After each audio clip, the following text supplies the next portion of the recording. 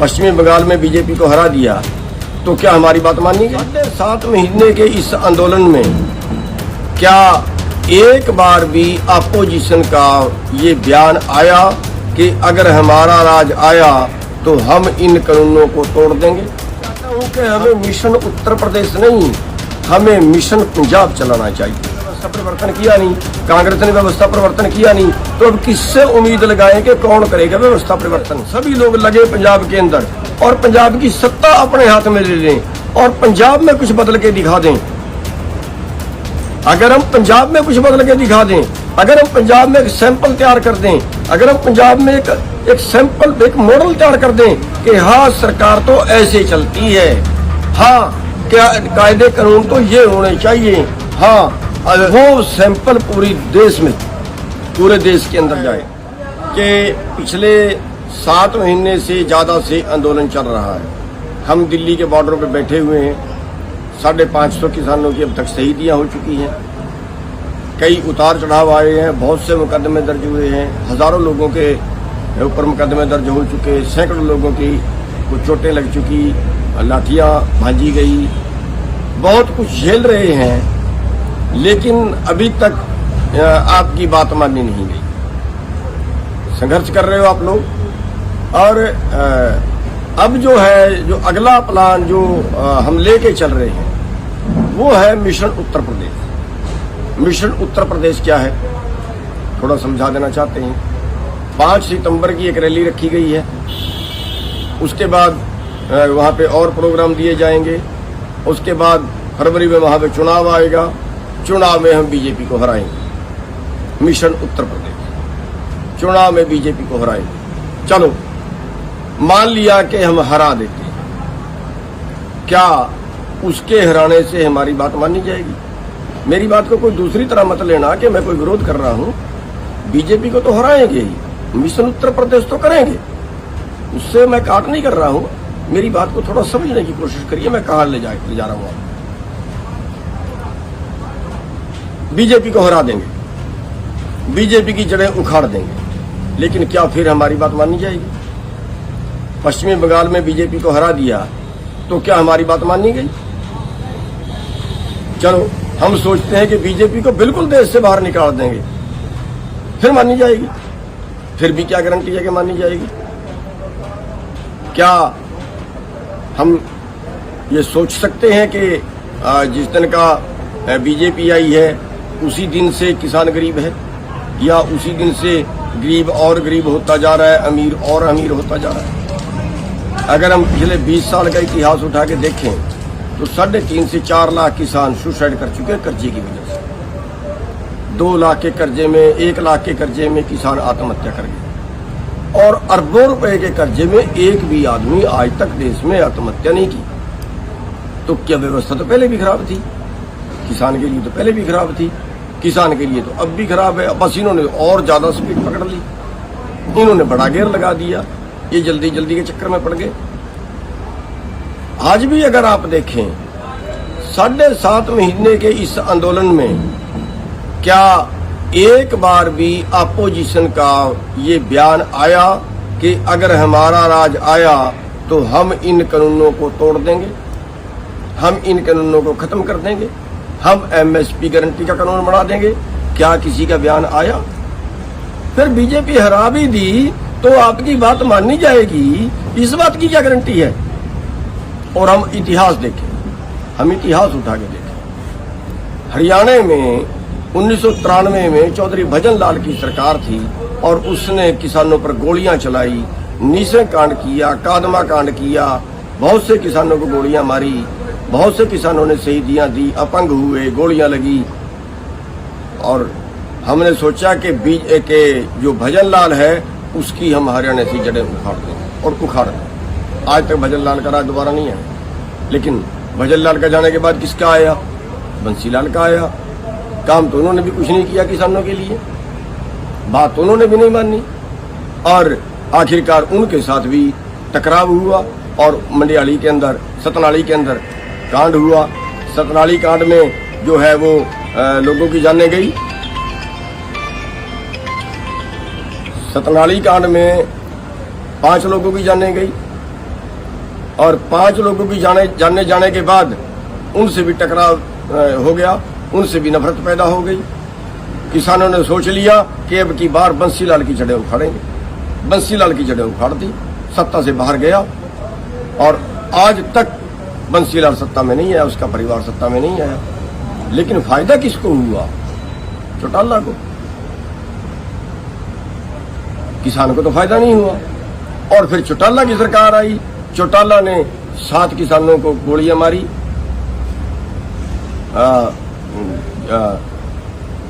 कंडेला में 1600 गोली चली, गुलकनी में 7 किसान मारे गए। ये सब के बाद किसानों की बात नहीं मानी गई और उसका फायदा किसको हुआ? उसका फायदा हुड्डा को हुआ। तो ऐसे आपने सरकारें तो बदल दी, ये तो कैपेसिटी आप रखते हैं, ये तो बिल्कुल कैपेसिटी रखते हैं। आप बीजेपी की जड़ें उखाड़ दोगे, बिल्कुल उखाड़ दोगे, सच है, कोई इसमें शक वाली बात ही नहीं है। लेकिन अगला आके आपकी बात मानने का ये कौन सी गारंटी है? तो मैं कहना क्या चाहता हूं?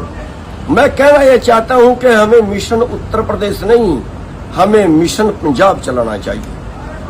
आज आंदोलन में कौन है? आज आंदोलन में पंजाब और हरियाणा सबसे आगे खड़ा। और हमारी सोच क्या है? हमारी सोच है नेगेटिव, कि इसको रगड़ना है। हमारी सोच ये नहीं है कि हमने किसको बनाना है। हमारी सोच ये नहीं है कि हम नया निर्माण के लिए क्या करें। हम बदलाव चाहते हैं ना, हम व्यवस्था परिवर्तन चाहते हैं ना, फिर किससे करवाएं? क्या बीजेपी ने तो व्यवस्था परिवर्तन किया नहीं, कांग्रेस ने व्यवस्था परिवर्तन किया नहीं, तो अब किससे उम्मीद लगाएं कि कौन करेगा व्यवस्था परिवर्तन? अगर हमने व्यवस्था परिवर्तन चाहिए तो फिर हमें एक प्लान बनाना पड़ेगा, बड़े प्लान से काम करना पड़ेगा। प्लान बनाइए मिशन पंजाब। आज पंजाब के जितने संगठन हैं वो इस आंदोलन में बहुत सक्रिय भूमिका निभा रहे हैं। लेकिन अगर वो पंजाब में चुनाव में उतर जाएं और पंजाब की सत्ता अपने हाथ में ले लें, अगर हम पूरे सभी लोग लगे पंजाब के अंदर और पंजाब की सत्ता अपने हाथ में ले लें और पंजाब में कुछ बदल के दिखा दें, अगर हम पंजाब में कुछ बदल के दिखा दें, अगर हम पंजाब में एक सैंपल तैयार कर दें, अगर हम पंजाब में एक सैंपल, एक मॉडल तैयार कर दें कि हाँ सरकार तो ऐसे चलती है, हाँ क्या कायदे कानून तो ये होने चाहिए, हाँ जो व्यवस्था है वो ऐसी होनी चाहिए, कि सैंपल हम पंजाब से दें और वो सैंपल पूरे देश के अंदर जाए। आज पंजाब बदलाव चाहता है, पंजाब सिरमौर है देश का, पंजाब के जो लोग हैं वो बदलाव चाहते हैं। तो उससे अगर हम एक मॉडल पंजाब के अंदर पेश कर दें, अगर हम एक मॉडल दें, हम क्यों नहीं पंजाब में चुनाव जीत जाते? किसकी वोट है भाई? व्यापारी रगड़ दिया, मजदूर रगड़ दिया, दुकान वाला रगड़ दिया, किसान रगड़ दिया, सारे वर्ग तो इन्होंने रगड़ दिए। और वोट किसकी है? अब के साल में 97, जो अब नए आंकड़े आ रहे हैं, 97% लोगों की जो आमदन है वो कम हुई है और 3% लोगों की आमदन बढ़ी है। तो वो 97% में तो सारे शहर वाले भी आ गए, शहर वालों की भी कम हो गई, व्यापारियों की, छोटे दुकानदारों की, उनकी भी कम हो गई, किसानों मजदूरों की भी कम हो गई। फिर वो 3% लोगों की आमदन बढ़ी है। तो ये क्या इस व्यवस्था परिवर्तन की जरूरत नहीं है? क्या वो 3% लोग, और ये है कि नीचे से कटने शुरू हुए हैं। नीचे से लेके अगर 100 की गिनती है तो निचले वाले 1, 2, 3 से लेके 97 लोगों तक कट चुके। अब 98 का नंबर है, आगे 99 का नंबर है, बस ऊपर वाले चंद लोग ही बचेंगे फिर तो।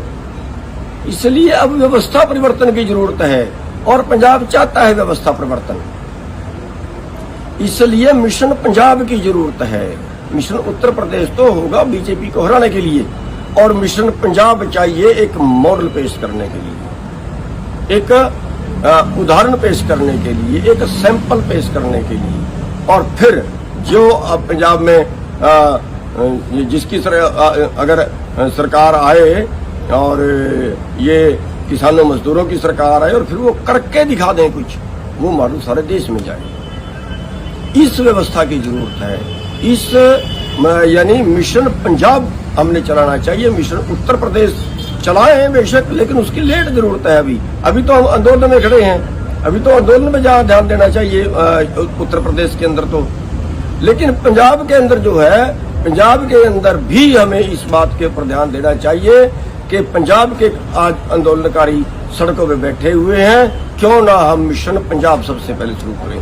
हरियाणा और पंजाब के लोग इस आंदोलन में सबसे ज्यादा भूमिका निभा रहे हैं और ये अपना मॉडल पेश सबसे पहले कर सकते हैं। इसलिए मेरा जो सुझाव है और जो आप लोगों की राय भी हम देखेंगे कि इस पे आपकी क्या राय आती है, तो हमारी राय में कि हमारे जो नेता लोग हैं उनको भी, आम जनमानस है उनको भी, आम जो बुद्धिजीवी हैं उनको भी, इनको सबको मिलके मिशन पंजाब पे ध्यान देना चाहिए। अरे ये राजनीति इनके नाम लिखवा दी क्या? इन राजनीतिक पार्टियों के नाम लिखवा दी क्या? हमारे देश के अंदर तो, हमारे संविधान के अंदर तो जो राजनीति है वो ये शब्द ही नहीं है कि राजनीति पार्टियां करेंगी। वो राजनीति पार्टियां करेंगी, ये कहीं लाइन नहीं है कि पार्टी वाला ही एमएलए में खड़ सकता है, एमपी में खड़ सकता है, कोई भी खड़ सकता है। अब क्या उल्टा हुआ कि इस पार्टी राज से ये हो गया कि जिसको पार्टी ने टिकट दिया वो कहता है कि मेरे को लोगों ने नहीं बनाया, मेरे को तो पार्टी ने बनाया, मेरे को पार्टी ने टिकट दिया है, और वो पार्टी की गुलामी करता है। आज हरियाणा के अंदर आप देख लीजिए, जो बीजेपी से नाराज हैं या जो जेजेपी से नाराज हैं वो छोड़ के नहीं आ सकते। छोड़ के आएंगे तो कानून ये है कि हाँ ठीक है भाई, तू तो हमने टिकट दे के बनाया था, अब तू हमारा रहा नहीं, चलो पार्टी सत्ता से बाहर।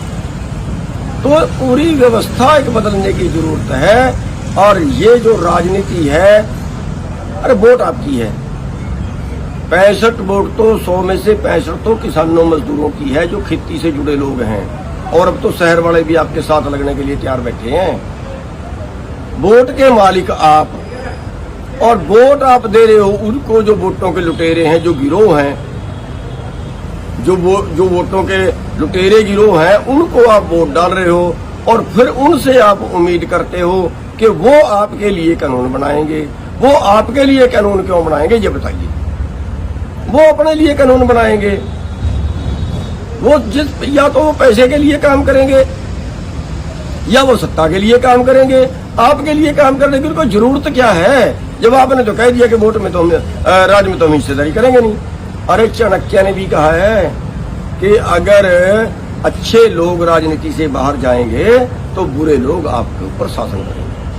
और हमारे सामने उदाहरण, अगर हम आज सर छोटूराम को नेता मानते हैं कि सर छोटूराम ने बहुत काम किए हैं किसानों के लिए, मजदूरों के लिए, तो कैसे किए हैं? क्योंकि सत्ता में थे इसलिए किए हैं। आज हम बाबा अम्बेडकर साहब को मानते हैं कि उन्होंने मजदूरों के लिए बहुत काम किए हैं। कैसे किए हैं? सत्ता में थे तो किए हैं। अरे गुरु गोबिंद सिंह जी ने कहा है, राज बिना नहीं धर्म चले है। हरमंदिर साहब के अंदर दो निशान साहब हैं। एक जो है धार्मिक है, वो ऊंचा है, दूसरा 3 फुट नीचा है, वो है राजनीति की निशानी। तो साथियों, मैं ये कहना चाहता हूं कि हमें मिशन पंजाब चलाना चाहिए। जो हमारे लीडर साहिबान हैं उनसे भी अनुरोध करना चाहता हूं, जो हमारे पंजाब के बुद्धिजीवी हैं उनसे भी अनुरोध करना चाहता हूं, जो हमारे पंजाब की जनता है उनसे भी अनुरोध करना चाहता हूं कि इन सारे राजनीतिक पार्टियों का खेड़ा छोड़ के मिशन पंजाब चलाइए, बदलाव का मिशन। और वो एक सैंपल तैयार होगा। अगर आपने अच्छा करके दिखा दिया, सारा देश आपकी रीस करेगा। ये एक तरीका है व्यवस्था बदलने का कि आप खुद करके दिखाइए और खुद सत्ता में आइए। और ये जो राजनीति कहते हैं ना, अच्छा ये आंदोलन इसलिए कर रहे थे कि ये राजनीति करने दी। अरे क्यों राजनीति उनके नाम लिखी गई है? अगर राजनीति पाप है तो फिर वो पाप क्यों कर रहे हैं?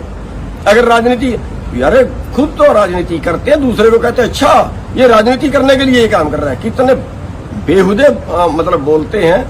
तो साथियों, मेरे कहने का मतलब इतना है कि इस बात के ऊपर एक चर्चा होनी चाहिए कि मिशन यूपी नहीं, मिशन पंजाब हो।